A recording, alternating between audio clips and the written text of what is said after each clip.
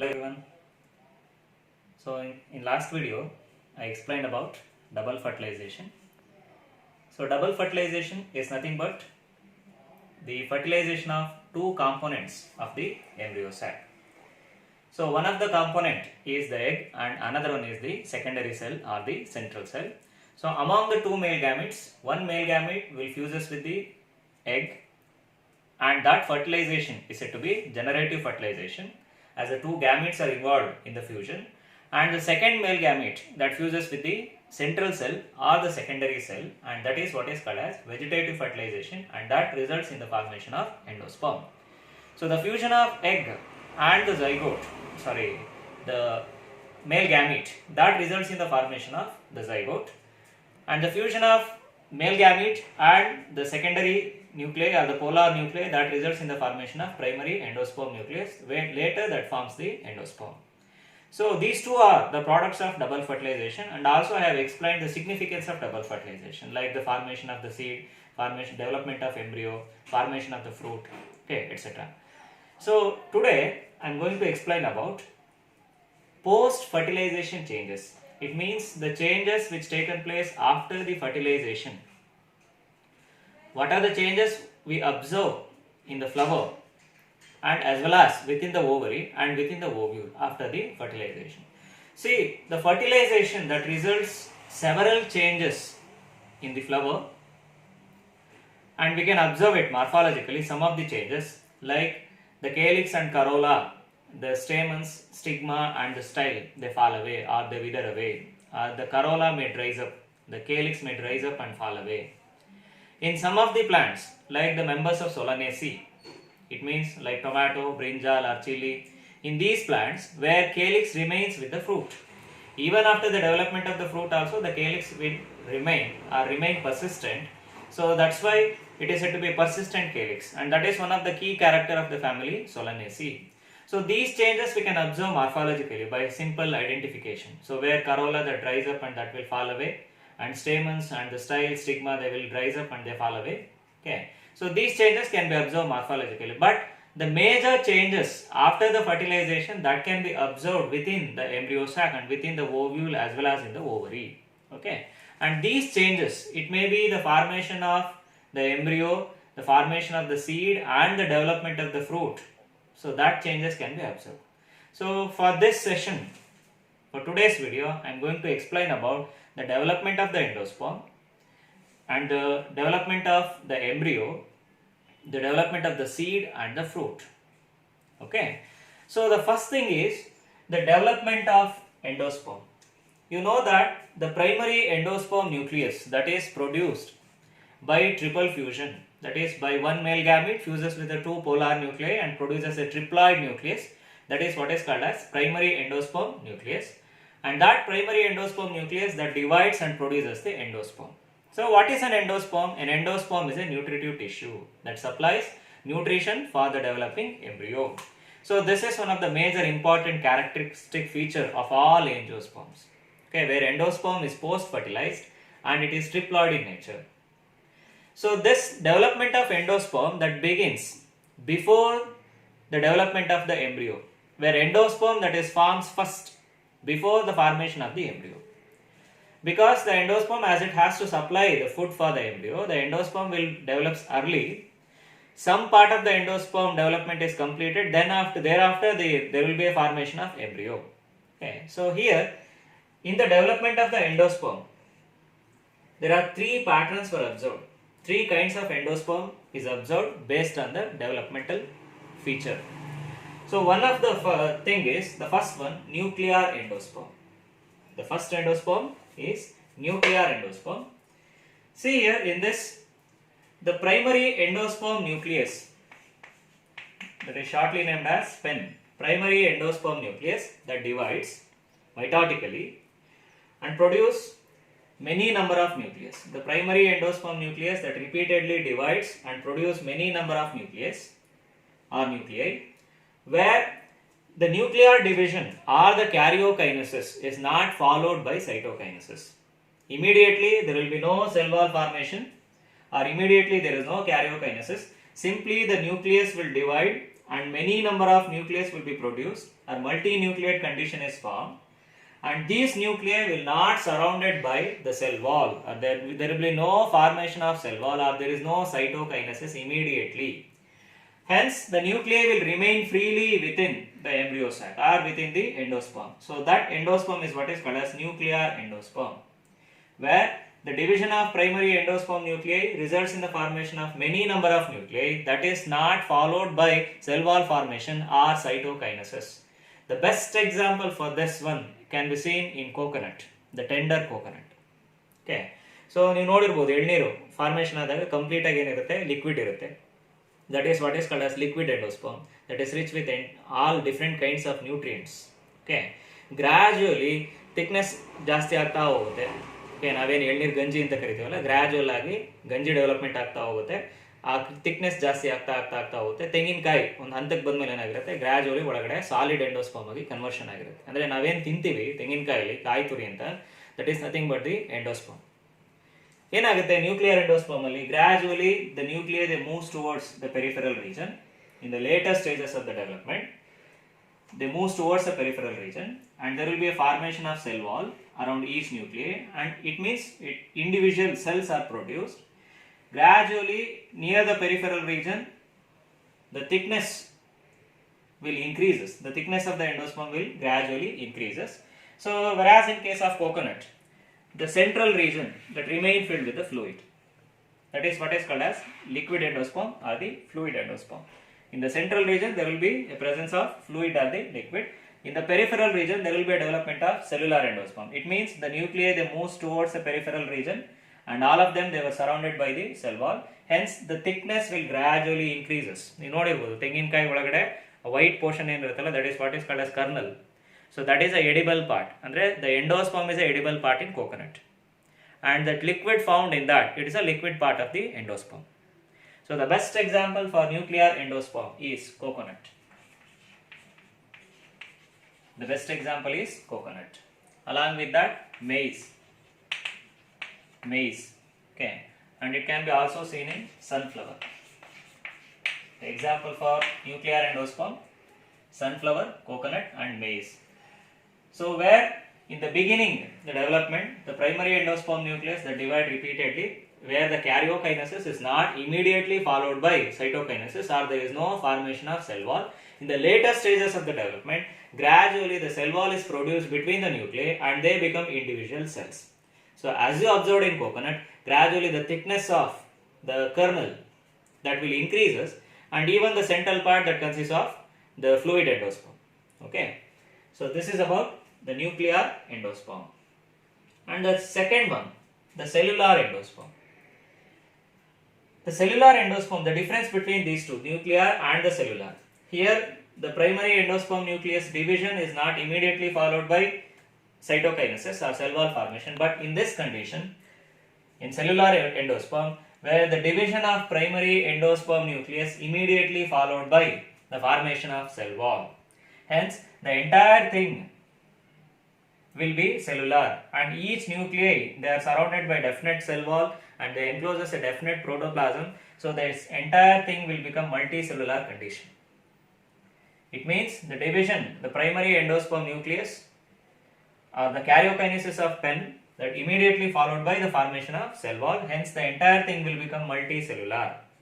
This is what is called as cellular endosperm. Okay, and it can be seen in plants like datura. Can be seen in plants like datura. Okay, and the next one, helobial type. Sometimes it can be considered as intermediate between the cellular and the nuclear endosperm. So in helobial type of endosperm, where the primary endosperm nucleus that divide, and the division of primary endosperm nucleus, it is immediately followed by the formation of cell wall. The primary endosperm nucleus that divide, and the division or karyokinesis is immediately followed by the formation of cell wall, where it results in the formation of two unequal sized cells. It means an unequal cytokinesis is observed. So this results in the formation of two cells of unequal size. One cell will be larger and another one will be smaller. It means two unequal size cells are produced, that is by unequal cytokinesis. So where among the two cells, the upper and the lower cells, again the nucleus of them it divide and produce multinucleate condition, not immediately followed by the cell wall formation. Later there will be formation of cell wall. Okay, but in the early stages, the primary endosperm nucleus that divide, that immediately followed by cytokinesis also, and there will be a formation of two unequal size cells, and the nucleus found in both of the cell that divide again, and there will be formation of multinucleate condition. Then the cell wall will be found in the later stages of the development. So this can be considered as an intermediate between the nuclear and the cellular endosperm. Okay, so this can be seen in plants like Asphodelus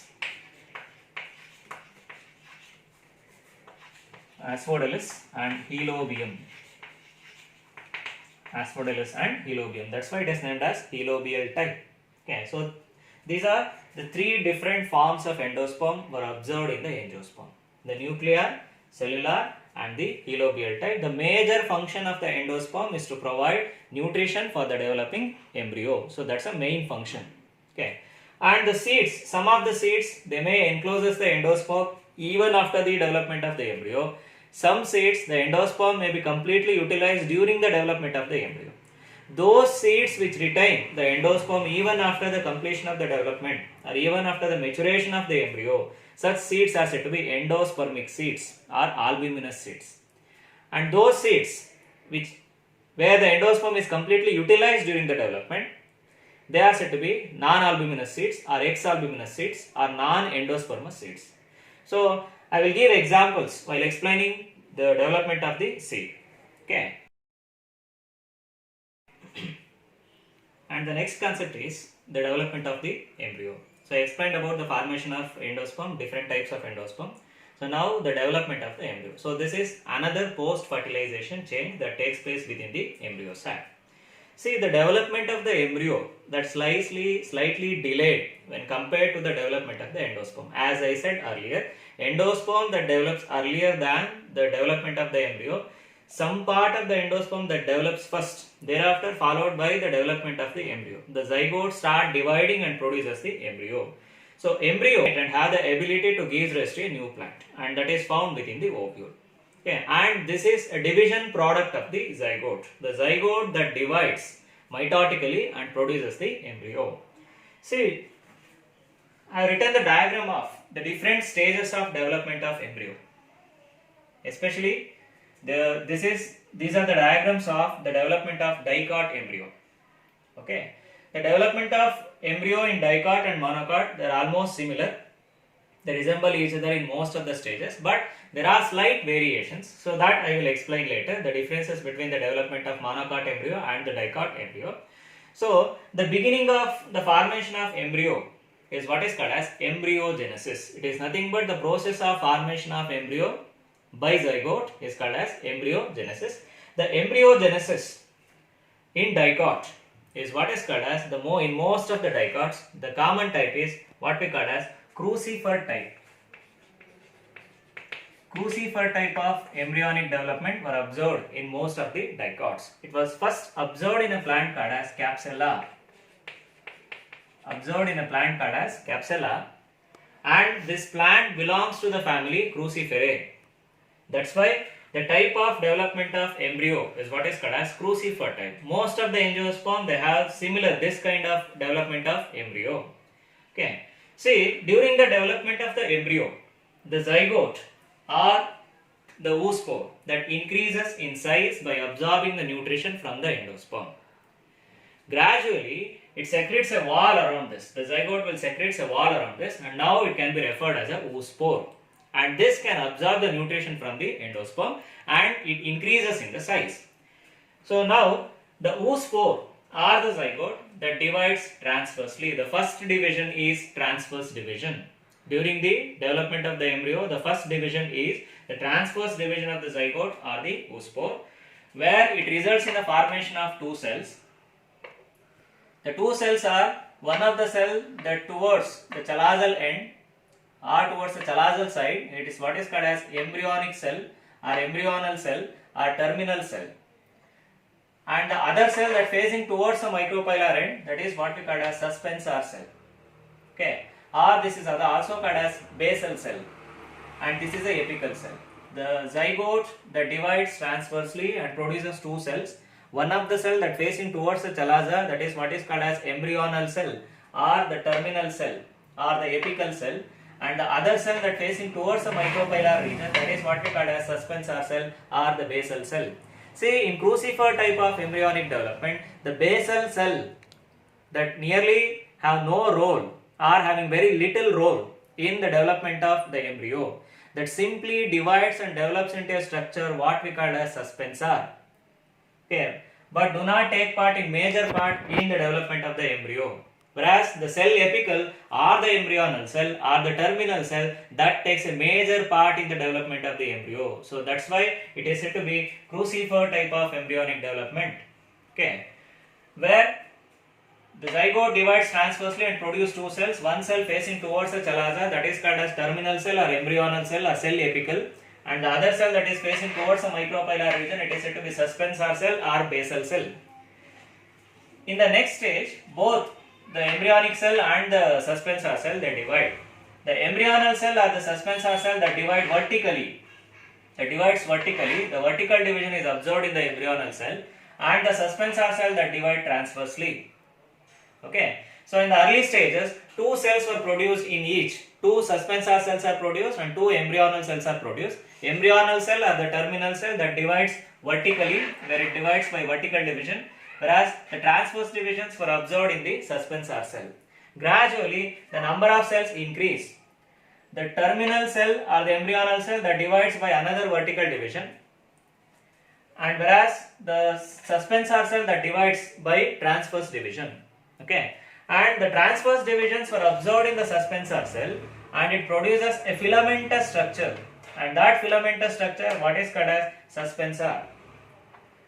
The suspensor cell that divides transversely and produces a filamentous structure that nearly ranges about 6 to 10 celled in length, and that is what we call as suspensor. Then what is the function of the suspensor? The main function of the suspensor that pushes the embryo deep inside the endosperm, whereby the embryo that can get the sufficient amount of nutrition, or it can absorb sufficient amount of nutrition from the endosperm. Where the terminal cell of the suspensor that enlarges or that increases in size, and that is what we call as haustorial cell. The terminal cell that bulges or enlarges or increases in the size, and that is what we call as haustorial cell. Then the embryonal cell, as I said, it divides by another vertical division. Now the number of cells here, there will be 4. Now it is what we call as quadrant stage. When 4 cells are present, it is said to be quadrant stage.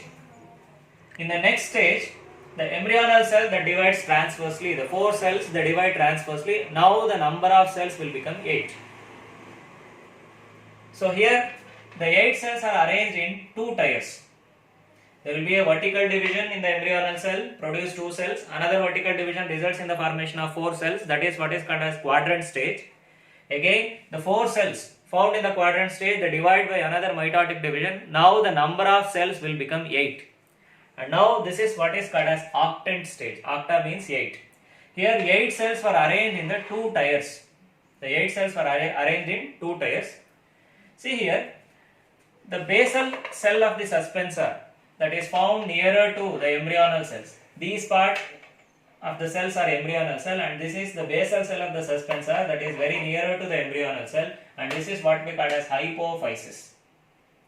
The cell of the suspensor that is found attached to the embryonal cell, now that cell is what is called as hypophysis. This later develops into a root cap along with the radicle. You know that the radicle can give rise to root. Hypophysis can develop a root cap along with the radicle. Okay. So now among these 8 cells in the octant stage, 4 cells, the cells are arranged in 2 tiers. It means 4 cells in each tier. The 4 cells which are found towards the hypophysis or near the hypophysis, they were what we call as hypobasal cells. Hypobasal cell. I said what is an hypophysis? That is the basal cell of the suspensor that is very nearer to the embryonal cells, that is called as hypophysis. Among the 8 cells. The 4 tiers of cells they were found near the hypophysis. They were called as hypobasal cell, and this can develop into hypocotyle and radical. This can develop into hypocotyle and this can develop into radical. Okay. And the cells in the octant which are facing towards the chalaza, or they are directing towards the chalaza end. So they were what we call as epibasal cells. They were called as epibasal cells, and these epibasal cells they continues the development and they forms the plumule and the cotyledon. Epibasal cells they forms the plumule and the cotyledon. The hypobasal cells which are found near the hypophysis they form the hypocotyle and the radical. Whereas the epibasal cells, which means in the octant the 4 cells which are facing towards the chalazal end, they are what is called as epibasal cell, and they form the plumule and the cotyledon. Okay, so now the 2 ends in the embryos which are produced. One is a plumule, another one is a radical. You know that the plumule that can germinate and produces the shoot system, and the radical that can germinate and produces the shoot system. The shoot system developed by the plumule and root system that is developed by the radical. The 2 ends in an embryo, now that was decided. One is a radical, another one is the plumule. Okay. And the region between the radical and the plumule is what we call as embryonic axis. The region found between the radical and the plumule is what is called as embryonic axis. Okay. So now from the octant stage, further cell divisions were observed in the embryonic cell mass. That is, from the octant stage, the number of cells will gradually increases in the embryonic cell mass. So where now this is what is called as, this stage is called as globular stage. The number of cells has been increased. Okay, you can observe in the diagram. Okay, and here we can observe the demarcation of different regions in the embryo. So like all these cells, they have meristematic ability, they are meristems. So like procambium, ground meristem and the dermatogen, you have studied in your previous class. So in anatomy of flowering plants, where you have studied different types of meristematic tissue based on the origin, based on the position and based on the function. Okay. So here there are 3 meristematic zones were observed in the globular embryo. So like procambium, ground meristem and dermatogen. So as you know that procambium can give rise to vascular tissue system, that is the xylem and the phloem. Whereas ground meristem that gives rise to the ground tissue system, that is nothing but the cortex, endodermis and the pith. Whereas the dermatogen that can give rise to epidermal tissue system. The 3 zones can be observed in the globular embryo. Octant stage where the cells they divide and produces mass of cells. So now this is what is called as globular embryo. We can demarcate the 3 zones like procambium, ground meristem and the dermatogen. So in the next stage of the development, gradually the globular embryo, so because of the development of the notch, that becomes heart shape. So this is an indication of the formation of 2 cotyledons, a splitting up of 2 cotyledons were observed. As this is a embryogeny of dicots, you know that the dicots they have 2 cotyledons. Gradually the globular embryo that get converted into heart shaped embryo, you can observe a furrow and a notch here, where this deepens and that can separates the 2 cotyledons, or that can induces the development of the 2 cotyledons, and this stage is what is called as heart shaped embryo. So in the next stage, so here this is a matured embryo. Okay, so where you can observe the suspensor and the plumule as well as the radical. Okay, so in this stage, the matured embryo that shows embryonal axis, it shows the structures like radical, and it shows the structures like plumule. Okay, and the region between this, the radical and the plumule, this is what is called as embryonic axis, or the embryonal axis. The region of the embryonal axis present near the radical is what is called as hypocotyle. I said earlier, hypocotyle, from that it develops from the hypobasal cell. And the region of the embryonal axis that is found near the plumule, that is what is called as epicotyle. So epicotyle is observed, that is near the plumule. So in between this is what is called as embryonal axis. So this is a matured dicot embryo where we can observe the 2 cotyledons and suspensor that remains. The 2 cotyledons were produced, that is by the splitting up of the embryo. The beginning is from the heart shaped embryo, where cotyledons are split up and there will be formation of two cotyledons, and the two regions will be clearly demarcated. One is the radicle, another one is the plumule. In between that is called as embryonal axis. The region of the embryonal axis near the radicle is called as hypocotyle, and the region of the embryonal axis near the plumule is what we call as epicotyle. Okay. So in the next stage, this embryo that takes a curvature, it takes a curve and rotates. So where in this is a typical dicot embryo. In this you can observe different regions. As I said, the plumule, the radicle, you can observe the root cap here. So root cap that develops from the hypophysis. As I said earlier, it develops from the hypophysis. So behind the root cap there will be a radicle, and near that there will be a hypocotyle. Then there is an epicotyle and plumule. So this region is what is called as embryonal axis. The region between plumule and the radicle called as embryonal axis. So where you can observe the two cotyledons. This is a typical dicotyledonous embryo. Okay. So once after the germination, the plumule can give rise to shoot system, or it produces a shoot system, and from the radicle the root system is produced. Once the seed is germinated, the radicle will come out first. So where always the root is having the root cap, then the plumule will come out. After the radicle, the plumule will come out, and that will develop the shoot system. So this is the embryogeny or development of embryo in dicot. So where the oospore or the zygote that divide transversely and produce two cells. One is the cell basal, another one is the cell apical. Cell basal that simply divides transversely and produces a structure what is called as suspensor. So the suspensor is about 6 to 10 cells in length, where the terminal cell of the suspensor that enlarges or bulges, and that is what is called as haustorial cell. The main function of the suspensor that pushes the embryo deep inside the endosperm, thereby the embryo can get the sufficient amount of nutrition. So then the apical cell or the embryonal cell that divides vertically and produce 4 cells, that is called quadrant stage. Again the 4 cells that divide transversely and produce 8 cells, that is what we call as octant stage. In the octant stage the cells are arranged in 2 tiers. The cells which are found near the hypophysis region, they are what is called as hypobasal cell, and that can give rise to hypocotyle and the radicle. And the cells which are facing towards the chalaza are directing towards the chalaza, so they develops into epibasal cell, and that develops into plumule and the cotyledon.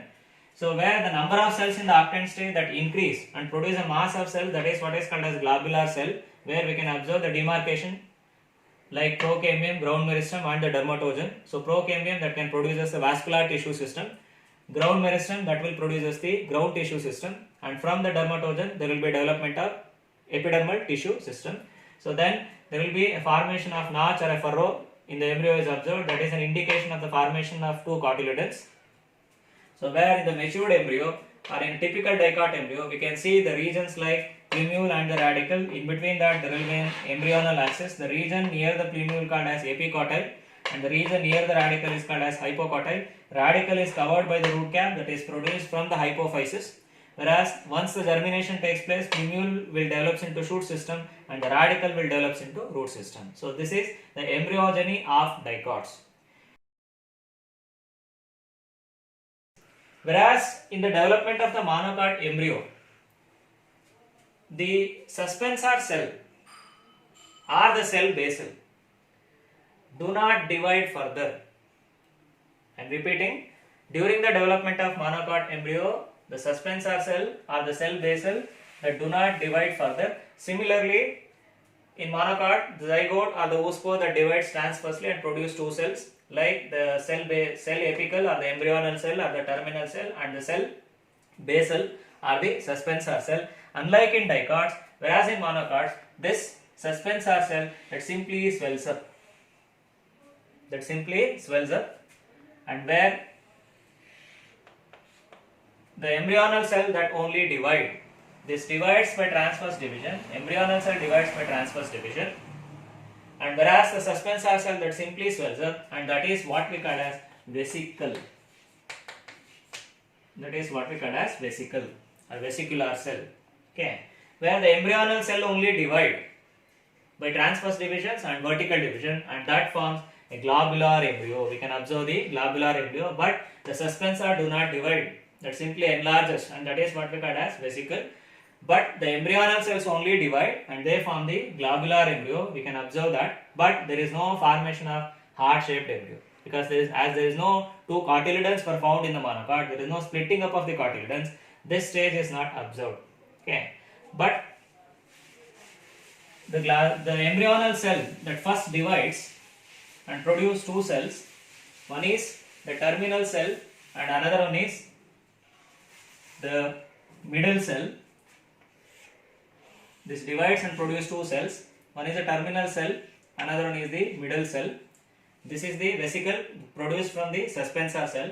The terminal cell that divides and produces the cotyledon, and whereas this middle cell that divides and produces the embryonic mass. It means that can develops into a globular shape, a globe shape or a globular shape.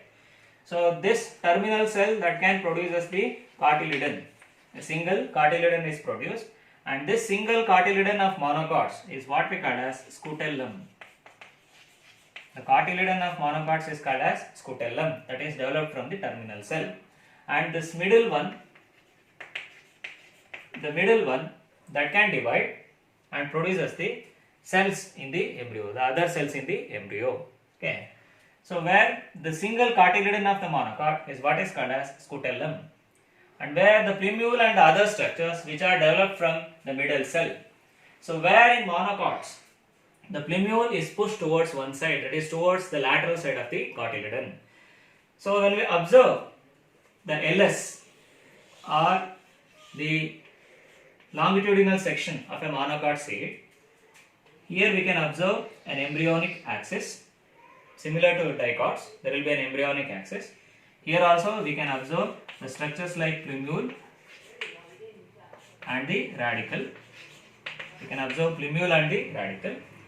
And one of the interesting thing is there will be a presence of a cap-like structures over the plumule and the radicle in monocots, and that cap found over the plumule is what is called as coleoptile. The cap-like region found over the plumule is called as coleoptile, and the cap covering found near the radicle is what is called as coleorhiza. The cap found near the plumule or covering the plumule is called as coleoptile, and the cap that covers the radicle is what is called as coleorhiza, and this is the embryonic axis.